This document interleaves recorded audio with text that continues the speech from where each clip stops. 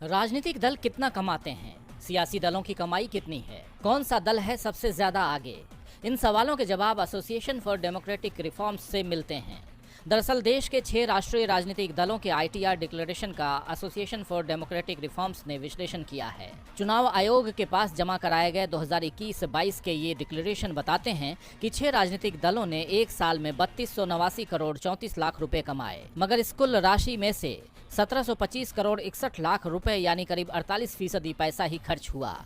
बाकी 1500 करोड़ रुपए से ज्यादा राजनीतिक दलों की बचत है। कमाई की बात करें तो सत्तारूढ़ बीजेपी आगे है, जबकि कांग्रेस पीछे है। मगर सबसे ज्यादा चौंकाने वाले हैं तृणमूल कांग्रेस की कमाई में ग्रोथ के आंकड़े। दरअसल ममता बनर्जी की पार्टी की कमाई एक ही साल में 600% से ज्यादा बढ़ गई है। आंकड़ों पर गौर करें तो 2021-22 में बीजेपी ने इस साल 1917 करोड़ 12 लाख रुपए कमाए। ये राजनीतिक दलों में सबसे ज्यादा इनकम है। 2021-22 में तृणमूल कांग्रेस ने 545 करोड़ 75 लाख रुपए की इनकम डिक्लेयर की है, लेकिन 2020-21 में पार्टी की इनकम सिर्फ 74 करोड़ 50 लाख रुपए ही थी। यानी एक ही साल में पार्टी की कमाई 633.36% बढ़ गई। कमाई के मामले में तृणमूल कांग्रेस 6 राष्ट्रीय दलों में दूसरे स्थान पर है, यानी कांग्रेस से भी आगे है। कांग्रेस ने 2021-22 में करीब 542 करोड़ रुपए की कमाई डिक्लेयर की है। ये पिछले साल के मुकाबले 89.4% की बढ़त है। राजनीतिक दल जितना कमाते हैं उतना खर्च नहीं करते। सिर्फ कांग्रेस ही ऐसी पार्टी है जिसने डिक्लेरेशन के मुताबिक अपनी कमाई का 74% खर्च कर दिया। बीजेपी ने अपनी कमाई का करीब 45% और तृणमूल कांग्रेस ने कमाई का 49% ही खर्च किया है। CPM ने कमाई का करीब 52% खर्च किया, जबकि NCP ने 42% ही खर्च किया।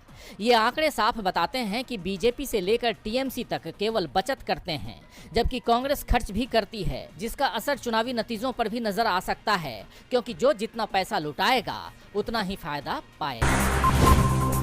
रामनवमी के दिन बंगाल का हावड़ा हो, बिहार का सासाराम और बिहार शरीफ, या गुजरात का अहमदाबाद, या फिर महाराष्ट्र का छत्रपति संभाजी नगर, भगवान राम का जुलूस निशाना बना और राजनीति का केंद्र भी। कई शहरों में तो ऐसा पहली बार हुआ कि जुलूस शांति से नहीं निकल पाया। हावड़ा और सासाराम में तो दूसरे दिन भी 2 समुदाय आमने सामने बने रहे। जिन राज्यों में टकराव हुआ वहां प्रशासन की नींद देर से टूटी।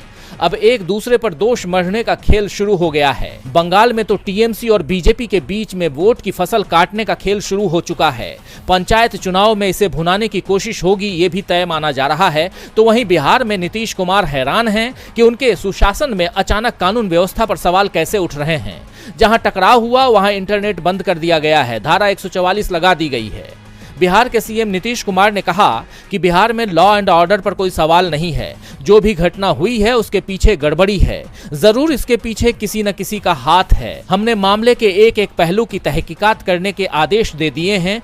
जो भी दोषी होंगे उनके खिलाफ सख्त एक्शन लिया जाएगा। राज्य में कानून व्यवस्था की कोई समस्या नहीं है। नीतीश कुमार ने सख्ती से कार्रवाई करने को कहा है, तो ममता बनर्जी ने हावड़ा मामले में CID जांच के आदेश दे दिए हैं। लेकिन बीजेपी को ममता की पुलिस पर भरोसा नहीं है। वो NIA या फिर CBI जांच की मांग कर रही है। कोलकाता हाई कोर्ट में भी इसे लेकर याचिका दायर की गई है, जबकि महाराष्ट्र के छत्रपति संभाजी नगर में भी स्थिति अब सुधरती दिख रही है। यहां भी रामनवमी पर कानून व्यवस्था सवालों में आ गई थी। चिंता की बात यह है कि संभाजी नगर में पहली बार इस तरह की घटना हुई है।